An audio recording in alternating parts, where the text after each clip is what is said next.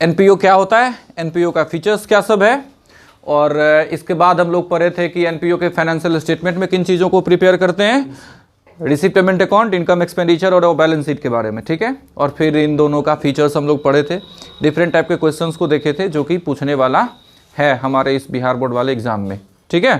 चलो, क्योंकि ये सीबीएसई वाले सिलेबस से इस बार हटा दिया गया है इसको, एनपीयू से इस वाले एग्ज़ाम के लिए, तो इस वजह से इसको बिहार बोर्ड के लिए हम लोग अभी पढ़ रहे हैं, ठीक है।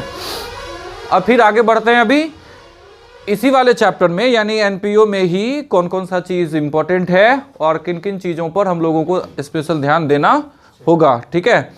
जिसमें से एक है सबसे पहले कि सब्सक्रिप्शन से रिलेटेड जो अमाउंट हम लोग इनकम एंड एक्सपेंडिचर अकाउंट में लिखते हैं उसको कैसे फाइंड किया जाए। उसके बाद फिर कंज्यूमेबल आइटम के बारे में देखेंगे कि जो अमाउंट हम लोग कंज्यूम किए हुए हैं, किस चीज़ को, कंज्यूमेबल आइटम का जितना हम लोग कंज्यूम किए हैं उसको कैसे फाइंड किया जाता है।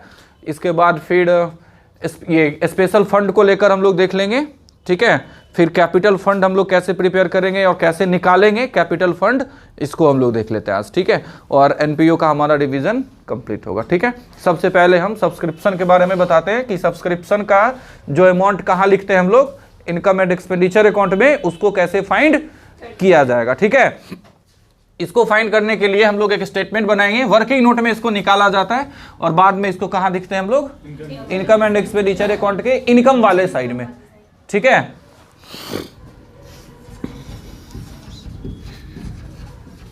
Calculation of income from subscription.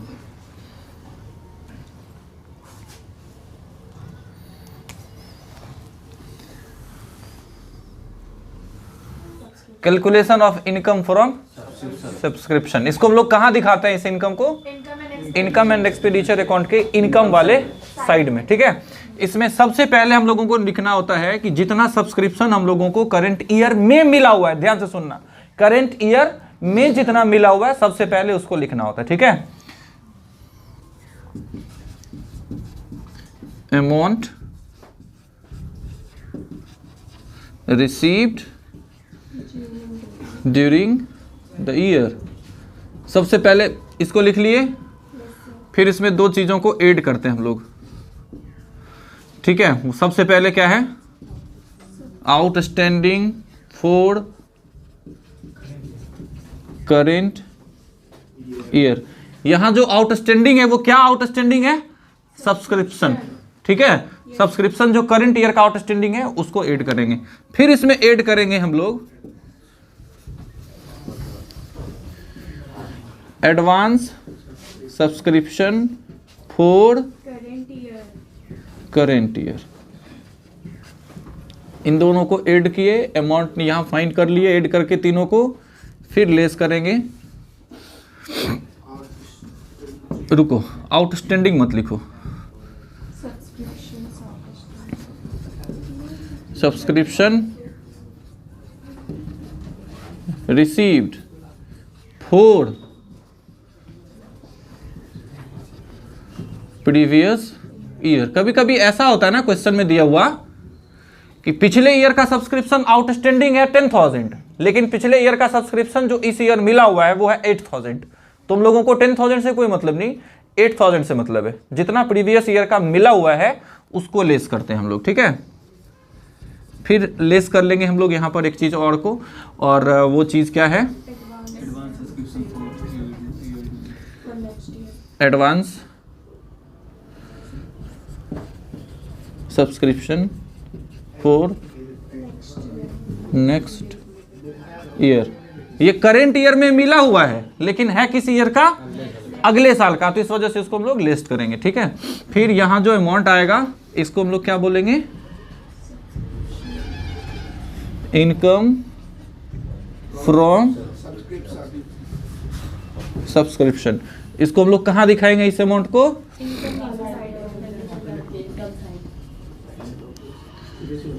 Income side में, ठीक है।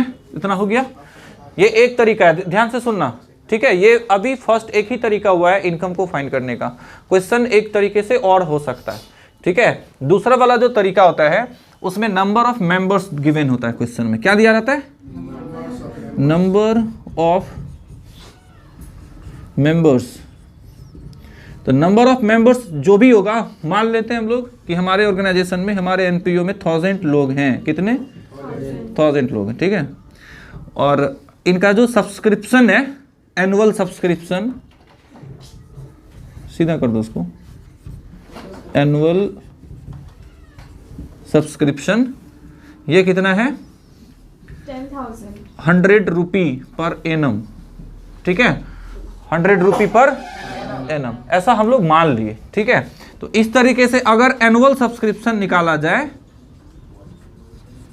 एनुअल सब्सक्रिप्शन निकाला जाए, तो हम लोग को क्या करना होगा?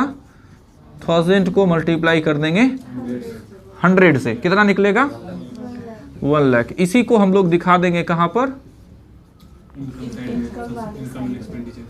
Income side of income and expenditure account. कभी कभी ऐसा होता है कि ये जो 100 है वो पर मंथ रहता है। क्या होता है? Per month. अगर पर मंथ होगा तो एक साल में 12 महीने होते हैं क्या? तो अब की बार हम लोगों को 1000 मल्टीप्लाई 100 और मल्टीप्लाई 12 करना होगा, तो 12 लाख हो जाएगा, और फिर वो कहाँ चला जाएगा? इनकम वाले साइड में, ठीक है। ये हो गया हमारा calculation of income from subscription. इससे मुश्किल क्वेश्चन तुम लोगों को नहीं आएगा, बहुत आएगा तो इतना आ सकता है, ठीक है, सब्सक्रिप्शन पर। फिर आगे देखते हैं हम लोग। सेकेंड वाला कौन सा है? कंज्यूमेबल आइटम ना। इसमें हम लोगों को फाइंड करना पड़ता है कि एक साल के अंदर हम लोगों ने कितने की वस्तुओं को या कितने रुपए की चीज़ों को कंज्यूम किया हुआ है, ठीक है, जिसको हम लोग कहाँ दिखाते हैं? इनकम एक्सपेंडिचर के एक्सपेंडिचर वाले साइड में, ठीक है। तो पहले अमाउंट को फाइंड करना होगा, फिर उसको दिखाएंगे कहाँ पर? एक्सपेंडिचर वाले साइड में, ठीक है।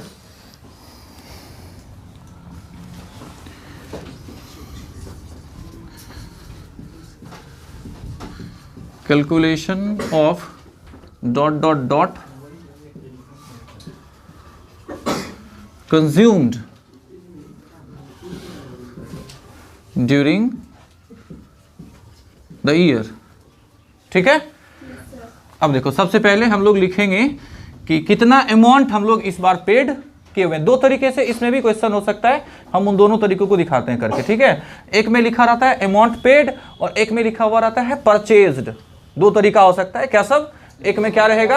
अमाउंट कितना पेड किए हुए हैं, और दूसरे में क्या लिखा रहता है? कितने का परचेज किए हुए हैं, ठीक है। तो अगर परचेज वाला होगा तो वो थोड़ा आसान होगा, क्योंकि उसमें एडजस्टमेंट कम करना पड़ता है। अगर क्वेश्चन में अमाउंट पेड लिख रहा है तो एडजस्टमेंट ज्यादा होगा, ठीक है।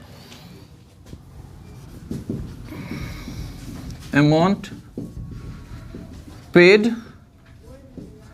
फॉर कंज्यूमेबल आइटम, चाहे स्टेशनरी हो, मेडिसिन हो, इन दोनों के बारे में आता है क्वेश्चन में। तो इन दोनों से रिलेटेड जो भी होगा यहाँ पे लिख देंगे अमाउंट पेड फॉर, और फिर इसके बाद अमाउंट लिखेंगे हम लोग यहाँ पर, ठीक है। फिर इसमें कुछ चीज़ों को हम लोग ऐड करते हैं, ठीक है। अब ऐड किसको करते हैं ये देखना है। ओपनिंग स्टॉक ऑफ स्टेशनरी और मेडिसिन जो भी होगा यहाँ नाम लिखेंगे, ठीक है। फिर उसका अमाउंट लिखेंगे वहाँ पर। इसके बाद फिर इसमें ऐड करेंगे advance paid during previous year for stationery और मेडिसिन, ठीक है। फिर ऐड करेंगे इस चीज को क्रेडिटर्स, ठीक है, और जो भी है। फिर लेस, क्लोजिंग स्टॉक को इस वजह से लेस करते हैं क्योंकि उसको हम लोगों ने खरीदा तो, लेकिन कंज्यूम नहीं किए, यूज नहीं किए, इस वजह से लेस करते हैं, ठीक है। फिर लेस करेंगे advance paid for next year,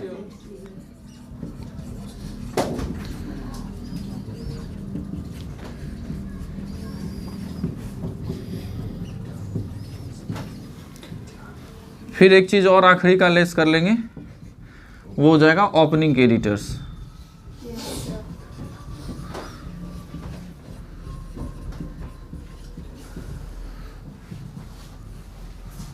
यहां से निकल जाएगा डॉट डॉट डॉट स्टेशनरी चार मेडिसिन जो भी है जिसके बारे में हम लोग निकाल रहे हैं उसका नाम लिखेंगे। कंज्यूम्ड, इसको हम लोग कहाँ दिखाते हैं? एक्सपेंडिचर साइड,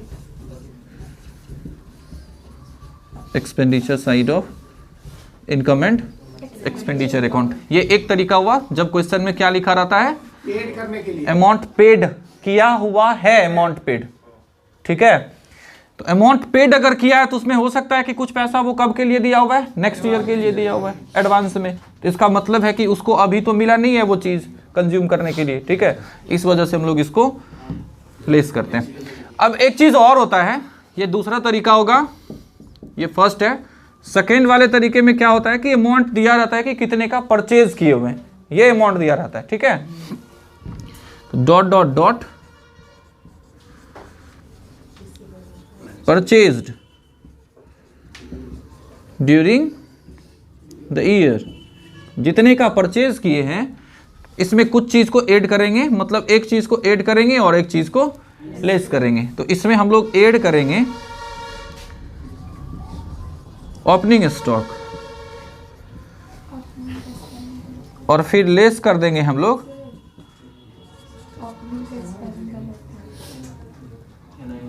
अच्छा ओपनिंग स्टॉक का, फिर लेस कर देंगे इसमें से हम लोग किसको? क्लोजिंग स्टॉक को।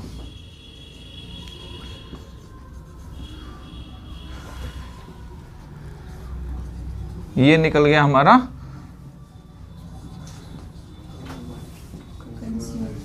कंज्यूम। फिर से इसको कहां दिखा देंगे हम लोग?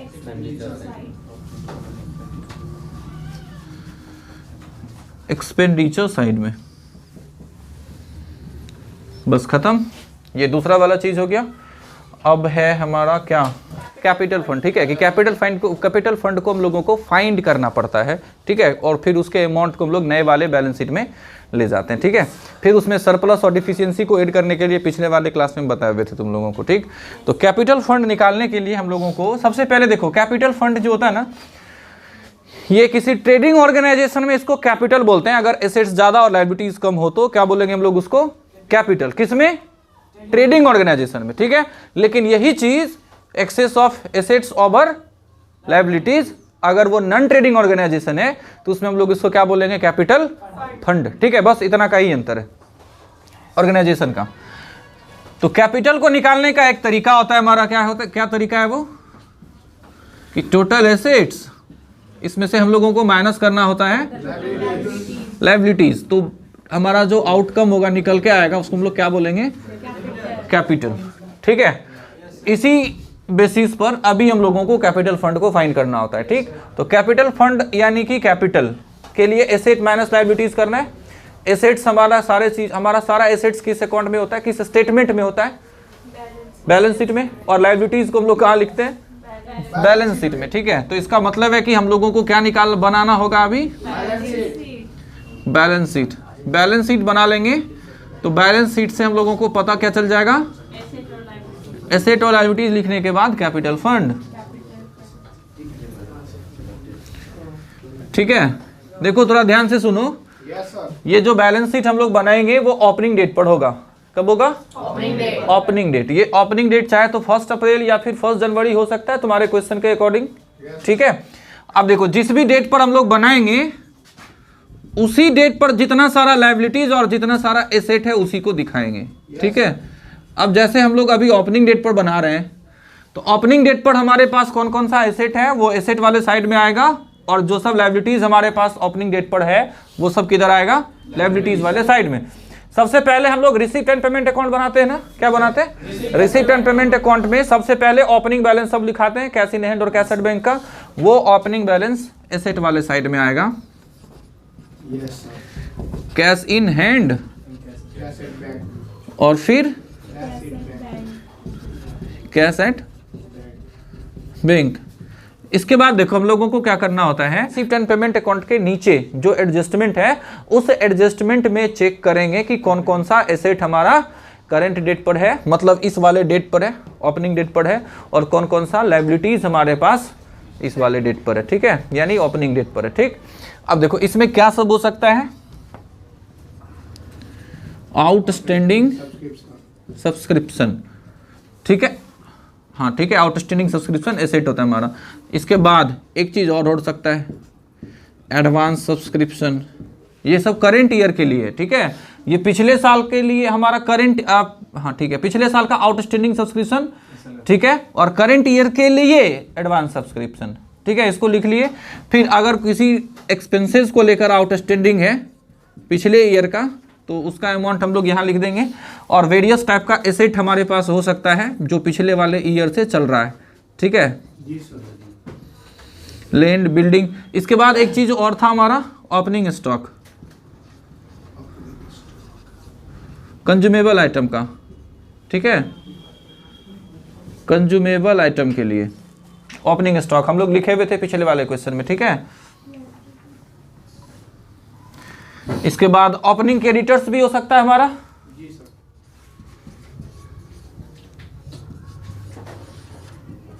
कंज्यूमेबल आइटम का, इसको लिख लेंगे। तो इस तरीके से ओपनिंग डेट पर हमारे पास जो सब एसेट है और ओपनिंग डेट पर जो सब लायबिलिटीज है, उन सारे चीजों को लिखने के बाद हम लोग इसको बैलेंस करेंगे। बैलेंस करेंगे, इधर वाला साइड ज्यादा होगा, एसेट वाला साइड ज्यादा होगा और लायबिलिटीज वाला साइड कम होगा। और इस बैलेंस को हम लोग क्या बोलते हैं,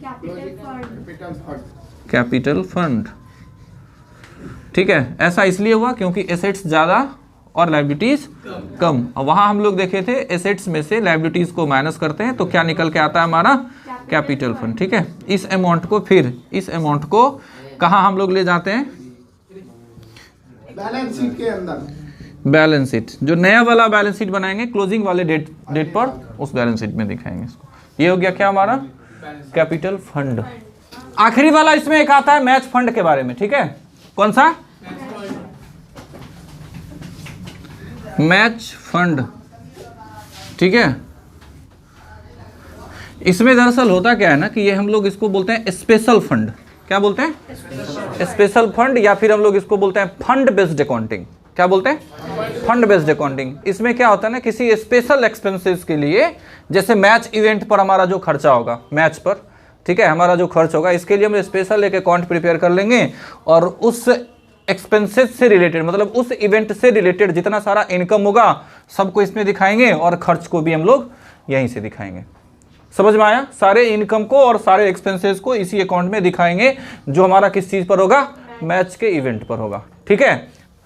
टूर्नामेंट होता है ना, इस मैच की जगह हम लोग टूर्नामेंट फंड भी लिख सकते थे, समझ गए। अमाउंट हो जाएगा, ये हमारा लेजर है, इस वजह से पार्टिकुलर,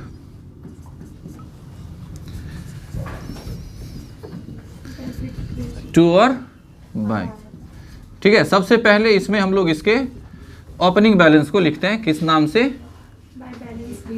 बैलेंस बीडी के नाम से, ठीक है। ओपनिंग बैलेंस जो भी फंड का पहले से है उसको लिख लेंगे, ठीक है।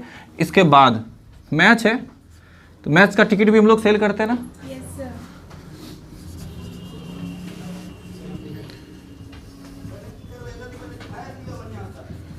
Cell of match ticket, subscription for match,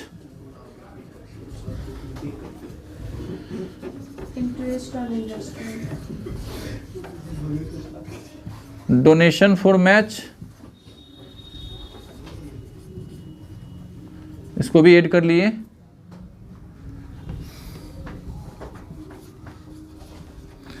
interest on match fund investment. ये सब सारा इनकम इस मैच फंड से रिलेटेड हुआ या मैच से रिलेटेड, सारे को एक जगह ऐड कर लिए। अब मैच पर जो हम लोगों का एक्सपेंसेस होगा उसको दिखाना है, ठीक है। मैच पर जो एक्सपेंसेस होगा, मैच एक्सपेंसेस, ठीक है, लिख लिए।